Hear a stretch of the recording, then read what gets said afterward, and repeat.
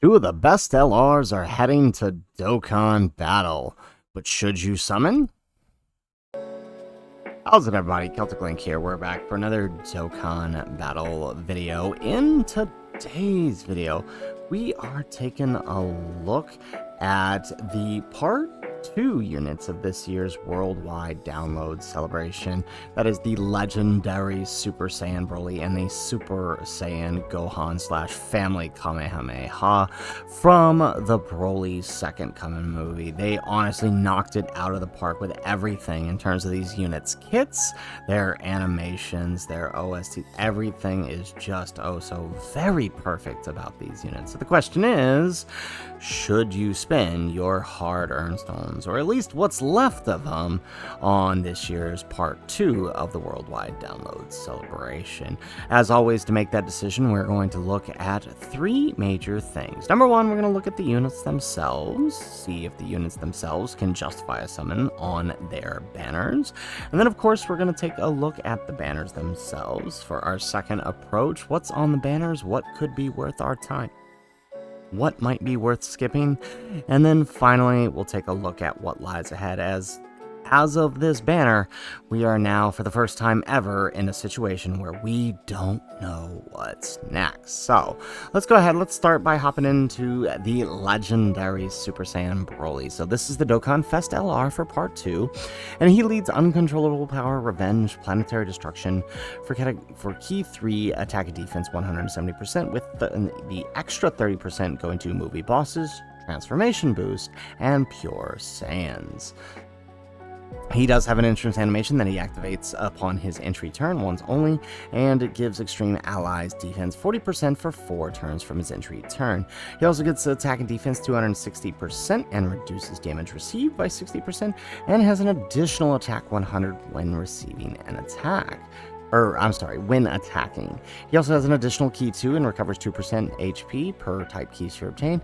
And while the domain Molten Lava of Natare Village is activated, he randomly changes key spheres of a certain type to STR at the start of the character's attacking turn and guards all attacks. Right, so he has guard and 60% damage reduction while under his domain. He also has effective against all types for the rest of battle when the character performs an attack, while the Molten Lava of Natare Village is active. So once he attacks, while that is active, he will then have effective against all types for the whole battle. Then he has the ability, starting from the 5th turn from the entry turn, he can revive with 60% HP recovered when the character or an ally attacking in the same turn is KO'd. He also has an additional defense 60% when receiving attack after the character or ally's revival skill is activated, and he changes key spheres of a certain type. He changes Fizz key spheres to Int key spheres, and Uncontrollable Power allies get an extra defense 60% at the start of the character's attacking turn from which he is revived. So he becomes an incredible support unit beyond his revival turn, along with having, a little bit extra defense. He is incredibly tanky while his domain is active, and the best thing about his domain is that it will massively raise his attack temporarily to deal a big hit of damage, but then creates the domain for 3 turns, and it can be used immediately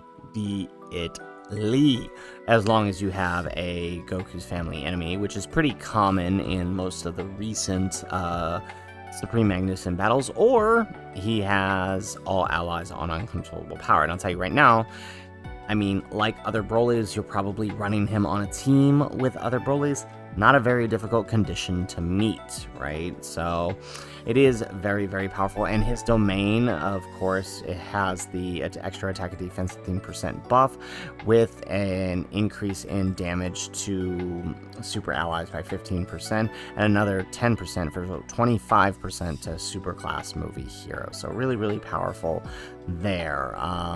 So he does have this interesting effect on his 18 key, in which that he will massively raise his attack and defense for the turn, and has a further chance. We don't really understand how much of a chance that further chance is, but he has a further chance of massively raising his attack. Or I'm sorry, he has a high chance of further massively raising his attack for the turn. So it's really difficult to kind of see how that's going to play out.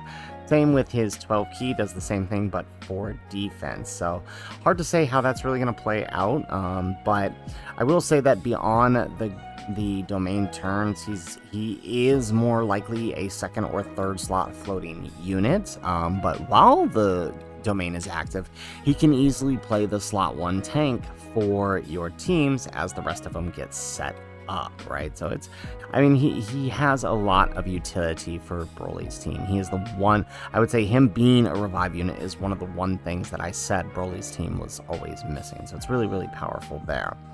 On the other hand, we have the Super Saiyan Team Gohan. This guy is the Carnival LR. He leads Kamehameha for 200%. He has Key 5 and Attack and Defense 200%. He has an additional Key 2 and Attack 40% up to 200%, and Defense 30% up to 150 with each attack performs. The more he attacks, the stronger he gets. He has an additional 77% within the same turn with each super attack performed. He also has an additional attack that has a great chance of becoming a super attack when 18 or more key, and when key is 24, he has an additional 58% attack and launches a guaranteed additional super attack, and if HP is 77% or more, he has effective against all types. When you have another Kamehameha ally or Earthbred Fighters ally attacking in the same turn, he has an additional key 2 and guard, and if 77% HP or less, when receiving an attack, he has a high chance of evading. So he below 77% he can evade, but above that he has guard. So that's very, very good as long as you are on a Kamehameha or Earthbred Fighters rotation. He does have a standby skill that can be activated when 77% or less, starting from the 3rd turn from his entry turn. He will stand by for 5 turns, during which you can collect 7 Dragon Balls as they appear. The charge count increases by 1 per key sphere obtained, and obtained by all allies, and an additional 4 per Dragon Ball, right? So you really want to prioritize picking up those Dragon Balls to get as much charge count as you want. He has the typical standby of a like the Z Duo, right? On his 18 key, he is greatly raising attack and raising defense for the turn and causing mega colossal damage, while raising superclass allies defense for 50% for the turn. On his 12 key, he is greatly raising attack and raising defense for the turn again, and has a high chance of stunning the enemy. So pretty standard on the super attack effect, nothing special here. Again, where he gets interesting is on the standby skill. On the standby skill, we already know we are increasing that charge counter with every Dragon Ball and with every key sphere, but he is unable to attack until you activate that finished skill, the Family Kamehameha, and he gets attacked 77% per superclass ally attacking in the same turn, and if all allies attacking in the same turn are superclass, he does reduce damage received by 77%, so you definitely want to be running him on a super team. He has defense 50% when receiving an attack per key sphere obtained, and he guards all attacks, and he has an additional 258% attack when the finished skill is activated. The finished skill can be activated when you have 35 or more with 35 or more, but 6 or fewer Dragon Balls, and then you get, or just 34 or less orbs obtained. It's pretty much the same effect, right? It's just the Kamehameha or the Goten and Gohan Brotherhood Kamehameha. Same effect, 15% per charge counter and ultimate damage, and then super ultimate damage with the Brotherhood Kamehameha. Where the massive damage comes in, where he raises his attack by 20 and causes super ultimate damage, is on the Family Kamehameha. And you need not only 35 or more, but you also need the 7 Dragon Balls in order to make that happen, right? So really playing on the wish that Goten made. I love it. They really knocked it out of the park here. So, all in all, I would say that these units are an absolute must-have, right? The Gohan is probably, somebody put it as like a hard reset on damage. I don't know if I'd go as far as saying that, but I will say that they are probably one of the highest damaging superclass units in the game, bar none. Broly, to the same degree, right? Maybe not a big damage dealer, but he is a defensive monster. And he is exactly the glue that puts the last pieces of Broly's team together. So, right, if you already have the pieces for Broly's team, this is all you need left for it. So I would definitely say that the characters on their own justify a summon if you can. They are that good. Then, of course, right, we do know that these guys do exist on a banner, right? They don't exist by themselves. Unfortunately, we have had the data download already, and we know who is on the banner. So on Broly's Dokkan Fest banner, we already know that we are getting the Dokkan Fest Broly. We are getting the return of the AGL Super Saiyan 3 Goku, the Merge Zamos from last year's Worldwide to counter the AGL Vegito. We are getting Int Hirudegarn's first return, and then, of course, the new Videl. And there will be others returning on the banner, right? Like, there's a good chance Fizz, Goten, and Trunks will be on the banner. There will probably, of course, be I think Cooler was on the other banners, so were the AGL Saiyans, actually, now that I think about it, right? So actually, no, the AGL Saiyans were on the other banner, so Cooler should be on this banner as well. And we'll have a few others to coincide with this. So, I mean, honestly, the main focuses on his banner that you're going to be concerned about with are these three right here, and maybe the Videl. Videl's kind of like we already know the free-to-play version is good. She's the free-to-play version, but with Dokkan, banner unit stats, so she's just a better version of that free-to-play unit. So honestly, Broly's banner is pretty good. Looking at Gohan's banner, a lot of the same, right? It being a Carnival banner puts Global in a weird place, right? On JP, they will have the return of Gogeta here, but on Global, because it's too close to our anniversary, they have replaced Gogeta with Gohan on the banner. So as predicted, right, Trunks is here, the Int Kid Gohan, and of course Tech Broly as we expected. The other LRs, I mean, probably none of too concern. Maybe STR LR Broly will be on there, but definitely having the tech there, knowing what his AZA is capable of is a good thing. And then AGL Gohan is a weird choice because it means we're short a Carnival LR. I'm assuming they'll probably just throw LR 5 guys on here, because I feel like if it was Omega, because this would be Omega's first turn, it would be featured. But they did do something similar with 21 where they didn't show her on the banner, but she was there. So this could be another thing where they felt like Gohan was probably more fitting to the banner theme, given that everyone else here is a Gohan or a Hybrid Saiyan or a Broly. So, I mean, could be that the reason, and then Omega is just kind of hidden on the banner. Otherwise, LR, I don't think we would have one less Carnival LR is what I don't think. So more than likely, LR5 guys or Omega will still be on the banner. They're just not featured on the cover here. So all in all, I would definitely say that Broly's banner is a high value for summon as the Dokkan Fest, especially because it does return these two guys here who are incredibly useful, the Hirudegarn and the AGL Goku. Gohan's banner a little less so because it's a Carnival banner, right? We all know the deal with Carnival banners. They are good, right? Especially if you're missing some LRs, but they're not usually the greatest, right? But it is a chance to pick up AGL Gohan again. It is a chance to pick up Tech Broly, and of course if they do end up throwing Omega on here, it is a good chance to pick him up. So I would say Broly's banner is definitely more valuable than Gohan's in that regard. So I would say that's one in the summon for each in the category for the banners, or for the units, and then I would say one in Broly's banner category, and then I don't think I can give it to Gohan for his banner. That's just, Carnival banners just aren't quite there yet, despite the fact that we have had so many carnivals, but he himself is good, barring that. And then finally, our last thing to consider is what lies ahead. Now, unfortunately, we only know of two things that are to come here on Global that actually matter to us. So number one, eventually, sometime this year, we are going to get this banner here. It's not necessarily a recommendation of summoning, but I mean, for some of you who missed out on the Annie, you may want to consider that this banner will be coming up probably in December, right? And it is a chance to pick up a lot of these units here that are very, very useful. The 6-tier LRs, the Blue Boys, right? These guys are going to see some uprising now thanks to everything that's happening with this celebration, the Tech UI, Beast Gohan, and the return of AGL Broly. So, I mean, if you missed out on Christmas time, this is probably not a bad deal, although it is very close to anniversary. And then, of course, AGL Jiren's banner. This could be where Omega is slotted, since these guys got put onto the worldwide banners. But this will be coming soon, so if you're somebody who's been waiting on Jiren, just understand that a summon on one of these banners is taken away from Jiren. So outside of that, we don't know what's next. The only other thing we know is that October is probably leading into something to do with Daima, and new content regarding that, as it is releasing in October. And we do have a special Dokkan related announcement, or slated for the same time in which they're making a bunch of other Daima related announcements. So that is worth considering.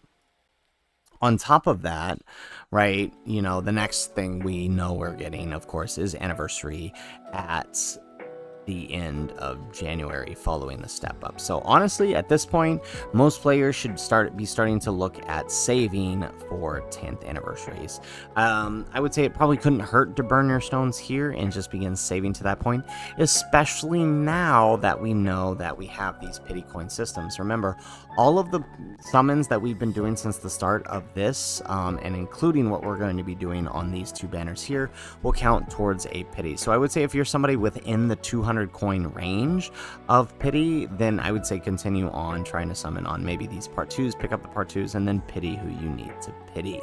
But otherwise, I think that most players, knowing that we are now at the halfway point to the anniversary, you should probably begin your quest to start saving, simply given that now we know that this pity system is here and is likely to be implemented once again at anniversary. And of course, you as a free-to-play player or even low-to-play player do want to be able to take advantage of it. So there's definitely that worth considering. Now, if you are a pay-to-play, low-to-play player, it is worth noting that there are Dokkan Festival and Carnival tickets. The basic Carnival tickets here do give you tickets. I think it's one ticket per multi, or I'm sorry, one coin per multi. You get coins, but then the premium tickets do guarantee a featured LR. So there is something worth noting there. So I did just want to point that out for you guys, that if you are pay-to-play, low-to-play player, then go for it. Now, as far as my final recommendation, right, we have one in each category for Broly and Gohan for summoning for the unit, because the units are that good. However, Broly takes the advantage on summoning for value. The Dokkan Fest banner, simply because it is returning Hirudegarn and Goku, holds a little more value than the Carnival banner. And then, of course, knowing what lies ahead, I can't recommend... I'm hesitant to recommend fully both of them, because it might be better off for you to just save for another couple of months until you can take advantage of pity as well on the anniversary. So here's what I'm going to do. I'm going to tier my recommendation. It's been a while since we've done a tiered recommendation. So the first half of this tier is that if you are within the 200 coin mark for the pity coin, so you have, you are within, anywhere between 5 to 1,000 stones until you hit pity, then I would say go for it, just so you can get yourself close enough. With at least 500 stones and within 200 coins, you might get close enough simply on trading units in to be able to pity one of the units if you are within that range. If you're not within the range, but you have a set amount of stones, then this next section is for you, right? If you're anything below 500, then I think at this point you need to begin saving. You will have some rainbow tickets that you can utilize if you bought them with your memorial tickets. But otherwise, maybe do a couple multis, maybe a rotation or two, but otherwise try to begin your path to saving. These guys will be on the 9th anniversary banners. Better to take advantage of it there, where it's slightly more valuable. To add on to that, if you are between 5 and 800, I would say pick one banner. Since the pity coins can be back and forth on either or, pick a banner that is most valuable for you, whether it's the Dokkan Fest or the Carnival. Do no more than 1 to 2 rotations on that, or I would say do up to 250 stones, right? So that's roughly 2 rotations, possibly 3 rotations. I wouldn't say do any more than 3 rotations, because at 3 rotations, if you have not gotten a featured by that point, that's a pretty good sign that it's time to stop. So I would definitely say do that. If you're within 5 to 800, if you are at the 1,000, you are probably pretty close to pity, or at the very least, you can hit pity. Based on the amount of stones you have and what you can trade in. So I would say that maybe try to push yourself to that, but don't push yourself too far below 500. If you hit 500 and you're starting to feel like you're just not getting anything, then it's time to stop and begin your savings journey. If you're anything above 1,000 to 1,500, then, you know, do what you got to do to get the units. If you're pay to play, low to play player, make sure you pick up your tickets and do what you got to do. But I do think many players should take it easy on these banners. Maybe try to get at least one of the units and then wait till anniversary for the rest, right? Global is in a really, really tough spot right now due to the forced synchronization of the versions, which is good in the long run, but it has come at a great cost in our lack of stones to be able to take full advantage of these major celebrations. So I just want to warn players to be hesitant and, you know, summon where you see is appropriate, but of course use caution. So guys, that is it for the video. If you like the video, make sure you hit that like button, subscribe to the channel if you have not already, and in the comments down below, let us know which one will you be summoning for. Me personally, the Dokkan Fest banner does hold more value for me, so I will probably do my summons on the Dokkan Fest banner, and then pity the Gohan. That's probably be my plan, but we'll see how things go. Let us know what your plan is in the comments down below. Otherwise, guys, as always, thanks for watching, and aloha.